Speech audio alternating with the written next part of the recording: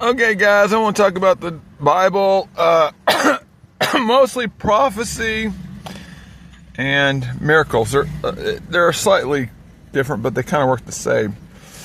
Now, prophecy, I think, is a bad term used because, to get more to the point, if God knows all, it's about information. You have information. So if you have information, it's about transferring information to like him, to angels, or to us. So therefore, by definition, it's not prophecy because it's just a transferring of information. It already exists. He has it, and now I have it. Now, prophecy doesn't prove you're of God or that you are God. It could be some form of predictability. If I were to just say, you know what, I just want to, because I've said a lot of things, I've said a lot of things, even Paul said a lot of things, but when he said, well, now God speaks through me, well, that's different because it's a designation. You see what I'm saying? So if Paul ever said anything that wasn't his thoughts, well, then do you throw out the Bible? Because you can't divide it like that. But I've never said, okay, this is from God. Now, if I said, okay, this is from one God, and I did it like something small, and it came up to be true, you'd have to attack it on one or two ways: the specificness of it or the vagueness of it. But if it's the vagueness of it, well, that's half of the prophecies already because they're so vague and a fortune cookie anyhow. But if I mirror myself to their vagueness, to my vagueness, then I could easily come up with a prophecy. If it comes up true one time, then I never designate in the future like Paul would. I say this: would it make what I say to be of God? No, it wouldn't. It's just because something's perfect, like a phone book, doesn't mean it's from God. A miracle works in the same thing. For instance, most of the miracles done can be cured today. It's called mirroring. Remember the timing thing? Either one or the most. Well, you can do a timing thing. Well, Jesus, they got up immediately, but if you take this pill, you might get up in like 2 days. Well, it doesn't matter. It's happened over time. Well, how much more time would it be compared to how much quick it has to be for it to be a miracle? Even Jesus was trying to heal a guy. He said, I see the waves waving. He tried it again. Well, it might have taken a few minutes. Well, would that then disvalue it as a minute? Or maybe 10 minutes? Or maybe a day? You see what I'm saying? Or what if Jesus healed someone and it took him 10 seconds? Or this guy from Baba from India goes around, heals people, he gets up, they get up in 2 seconds. Well, he has an 8-second head start on Jesus. What does that mean? You see what I'm saying?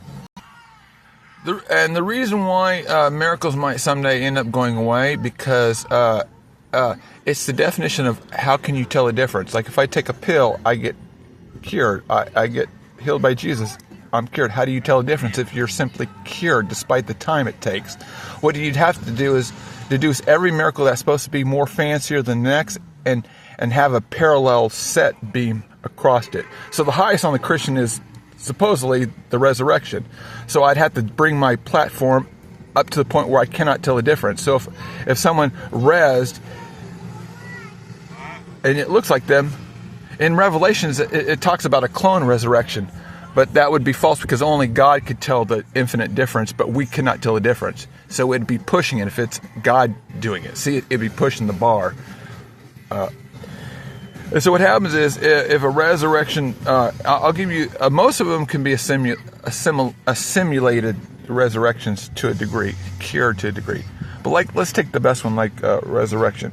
Now, I don't want to get too much into AI. They're getting more advanced into actually reading your minds, huge success. Now, this is a mirroring argument, not a scientific argument, but because the Bible says, test every word I say that is true, every thought, everything. In other words, that it allows itself to take upon any hypothetical challenge. But because they haven't proved their God, well, I haven't proved aliens, so my bullshit could be just as good as their bullshit, so I'm just going to mirror them, even though it's not a scientific thing. It's a mirroring argument.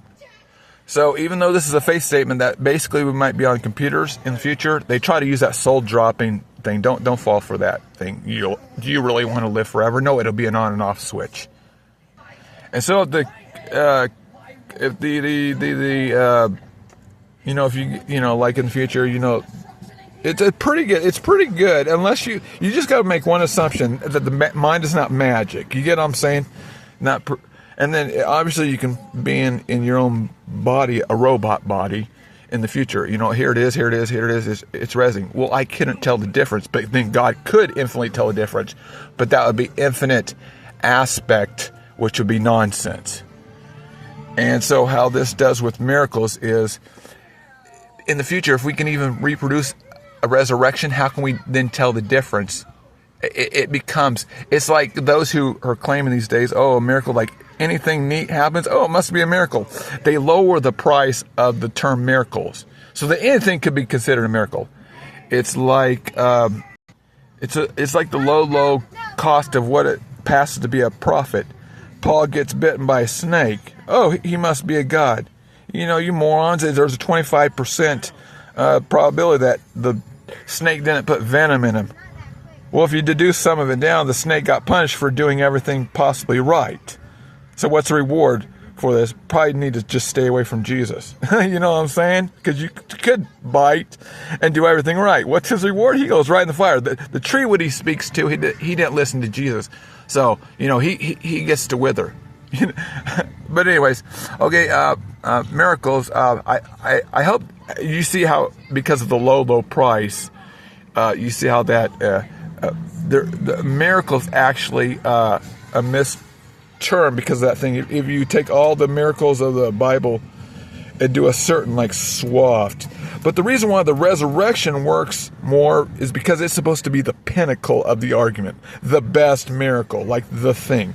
So even though it pedestalizes it, which is good because I don't have to do other things. I just have to do this one thing. And they try to use the thing backwards. Like if it only required one miracle, then creation would be true. You see what I'm saying? Well, I can use the one thing here to capitalize over all the other miracles because it's supposed to be the main thing. You see what I'm saying? So once we can reproduce all the miracles in the future, to which we now cannot tell the difference, how can you then tell the difference? Except for saying, now God has an infinite aspect on how this goes. I hope this helps about prophecy and miracles. Thanks, guys.